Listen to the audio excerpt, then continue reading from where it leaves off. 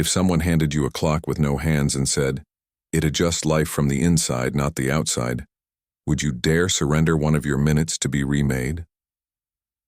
Victoria found the tailor on a street that only appeared when the day had given up on being afternoon and hadn't yet learned how to be night. A narrow lane strung with warm bulbs, smelling of fresh bread and rain that had been stored for later. Between a watch shop that sold no watches and a seamstress who embroidered names of people not yet born, there was a dark green door with a gold sign, "Finite and Eternal Adjustments, Minute Alterations." She stepped in because she had carried a ruined minute in her pocket since she was 17, the minute in which she said, "It's fine, I'll call her later," and never did. In the empty space after later, there were sirens, a bus, the hospital, the farewell that calcified into a permanent knot. Grief had learned not to shout, but it gnawed. That minute was like a crooked hem. It snagged on everything. "Good afternoon," said the man behind the counter, measuring her with eyes that had seen many lopsided seams. He wore a gray waistcoat and the steady fingers of someone who handled thread and stories. "What needs adjusting?" "An old minute," she said, attempting a laugh. It tore. "They all do sooner or later," he replied, opening a shallow drawer filled with spools in unlikely tones. Tomorrow, blue, gilt red, silence gold, boundary linen, acceptance moss. We hem memories, let out regrets, take in places where life pinched. But there are rules. There always are, Victoria sighed. Which ones? We only work on 1 minute per person. The alteration one to change what happened out there. Only what happens in here when you touch its thread. He tapped his chest gently. And please bring honesty. It is the base fabric. Without it, no stitch holds. He slid a translucent cloth toward her. Identify the minute. Victoria closed her eyes. The body remembers measurements the mind pretends to forget. The green-tiled kitchen appeared, the smell of cut mango, her mother laughing with no hurry, the phone buzzing, the voicemail, her teenage bravado covering a small and frightened heart. "It's the minute I didn't call back," she said, voice rough. "I was afraid of a scolding and too tired to hear. Sweetheart, take care of yourself." Her voice stayed in my inbox. I decided I'd phone tomorrow, and tomorrow did what tomorrow sometimes does. The tailor nodded. From a cupboard he brought a clock with no hands. He set it on the counter the way one places a tame animal on a windowsill. "This is the pattern. It doesn't mark hours, it marks heartbeats. We'll open the minute and look at the fibers. Perhaps it needs a hem of forgiveness, perhaps a zipper of courage. Perhaps a row of presents so it stops unraveling when you brush against it. Do you agree?" She breathed in. "I do." The tailor opened the minute with shears that cut nothing of the world, only what insisted on staying snagged. Inside, the minute didn't look like time at all. It looked like cloth packed with micro-scenes, the vibrating phone, the look she avoided, the later written in tired teenage cursive. There were also things that had not happened, and those hurt more. The simple, "Hi, Mom," the laugh that would have followed, the casual, "I miss you," spoken without ceremony. "We can't swap the fabric," he said gently, "but we can reinforce the lining. The lining is where we live when no one's looking." He threaded acceptance moss, a tone that refused to show off, and began to sew. While he basted, he asked, "What do you wish you had said?" "That I was scared. That adult life aches in places you don't know exist until they do. That I needed her to teach me how to season rice and silence." "Say it now," he suggested without pausing his hands. Seams understand voice. So she spoke. Not like someone giving a speech, but like someone giving air back to her lungs. The tailor stitched the words into the minute's underside. Tiny, nearly invisible stitches that were strong by being small. Then he changed to boundary linen, firm and clean, to edge the guilt that kept leaking. "And what do you need to say to yourself the next time you touch this minute?" he asked. She almost chose "It wasn't your fault," but the phrase was too wide and would bag at the knees. She chose a better fit. "I failed that day, but I am not that day." "Excellent," he said, the way a good fitter approves the way a dress falls. He embroidered the sentence into the lining where only she would ever read it. "And now?" she asked, wiping what seams led out through the eyes. He smiled and laid the mended minute on the pattern. The handless clock purred like a cat. "Now test it, touch it, see if it still tears." She touched it. The minute didn't turn into a blow, it turned into a photograph. It still hurt, but differently the way a framed picture hurts, sharp and honest, shelved in the right room. The guilt that had been a needle in her pocket became a memory in a simple frame. The space remained. The longing remained. But the edge stopped cutting. "How much?" she asked, winded with relief. "It costs one of your good minutes," he said without riddles. "That is our currency. You donate a good minute to someone who can't breathe inside a bad one. I'll deliver it." "How?" "Finite and Eternal Adjustments also offers breath transport," he said with a wink. "You sign a minute you can spare and I carry it to a person who needs it." She searched her pockets for good minutes. Real ones, not party fireworks. She remembered laughing with her sister over a childhood stupidity until their bellies hurt. The smell of rain slipping through a bus window.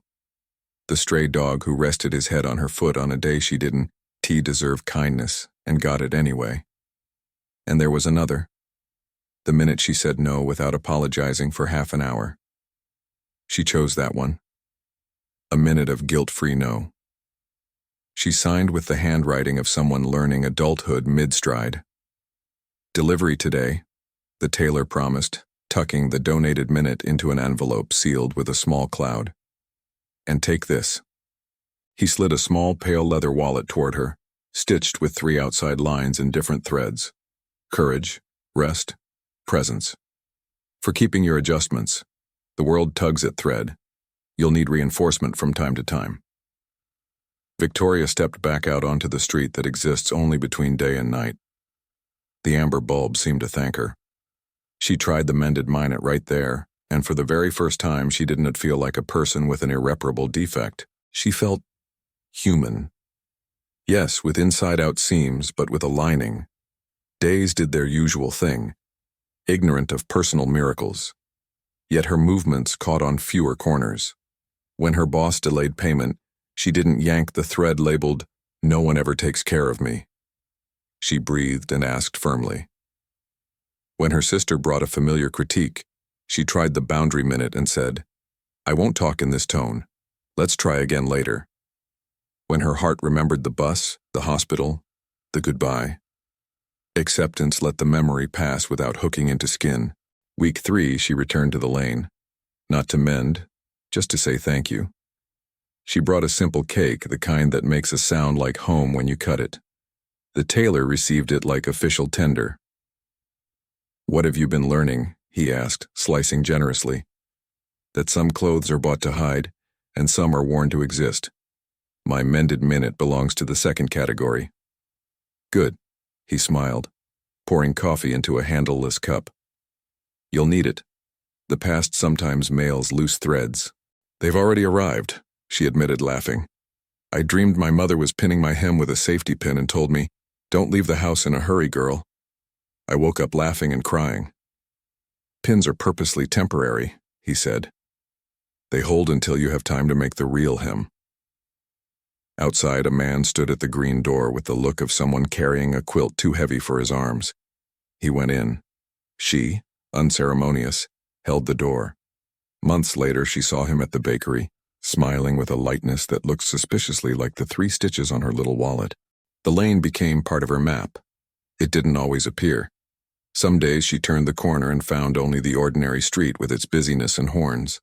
Other days the bulbs winked and a wind of bread and stored rain warned, "Adjustments today." On one such day she brought her father, a man who claimed to be beyond repair. "This fabric is too coarse, kid," and watched him come out with eyes that knew how to cry without shame. He squeezed her shoulder, and it was the handsomest hem they ever made together. 1 year later, the tailor closed for a season. A note on the glass. "Back when the linings have rested, the city carried on, altered without noticing." Before arguing, people began asking each other, "Is this a hem or a rip?" And little rivers of patience started crossing neighborhoods. Victoria and a few friends opened a small sewing circle to alter actual clothes. While she basted fabric, she told minute stories. She stitched a nearly invisible label into every finished garment. "You are not that day."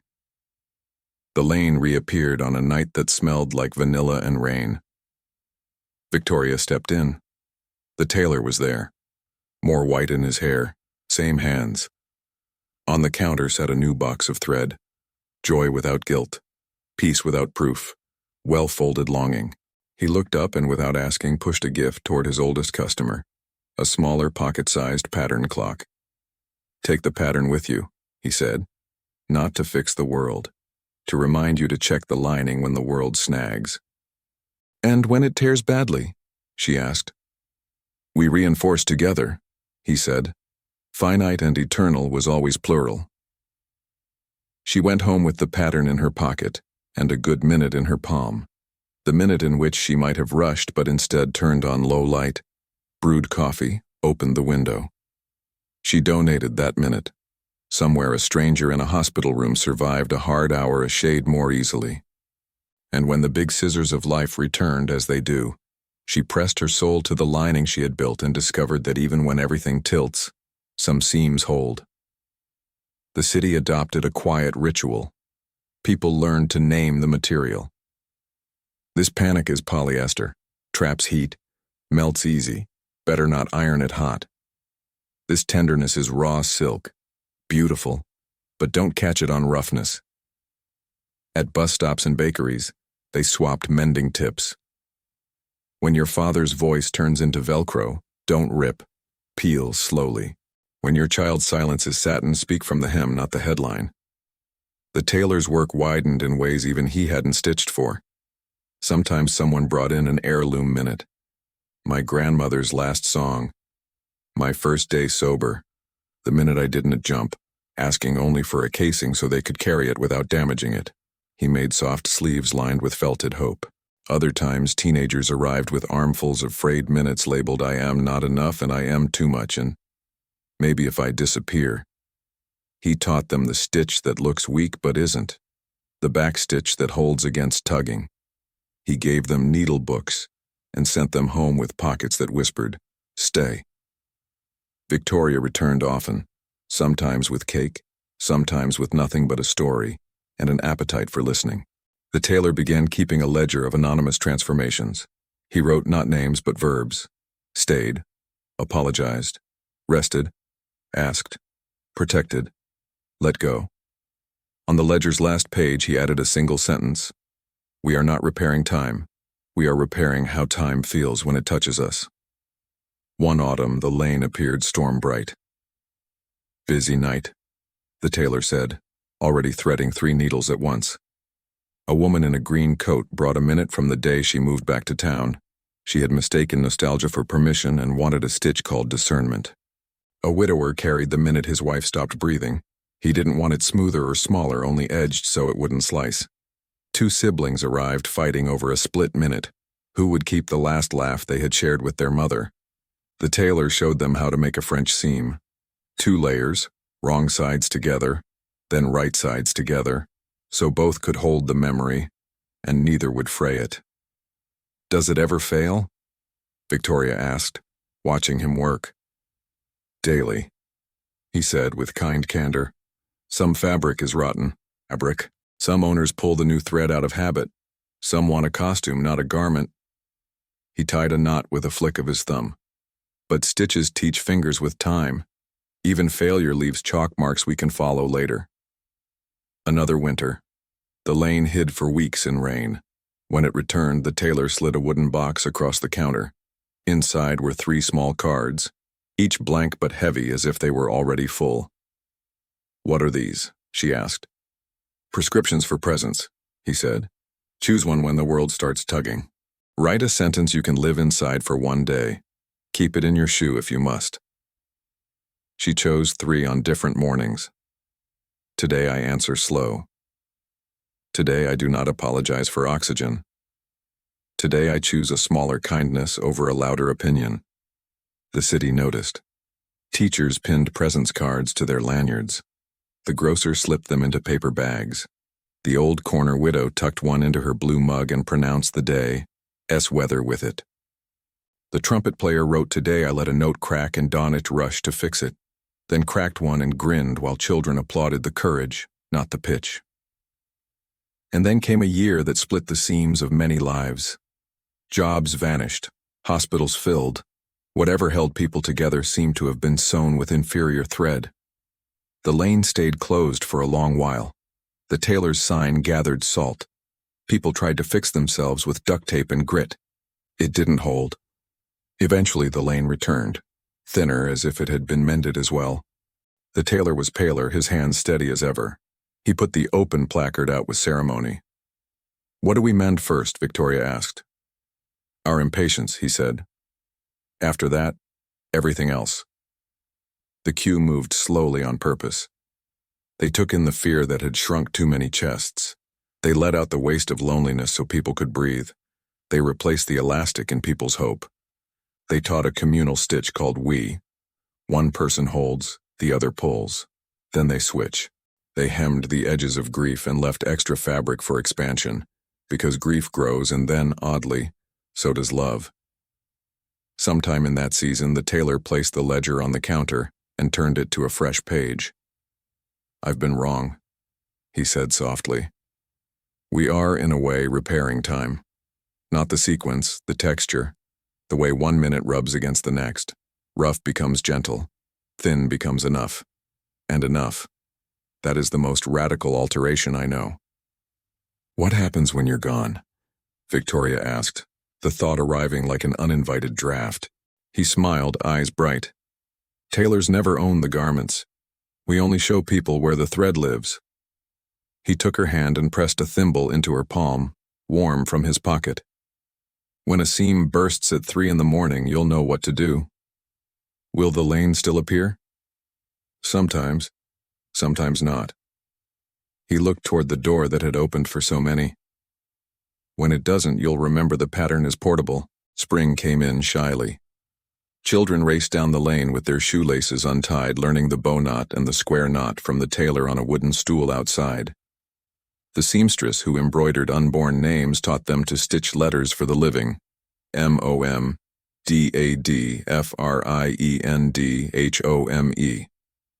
The watch shop that sold no watches began engraving inside rings. "You are not that day." The day the tailor died, the lane appeared brighter than it had any right to be.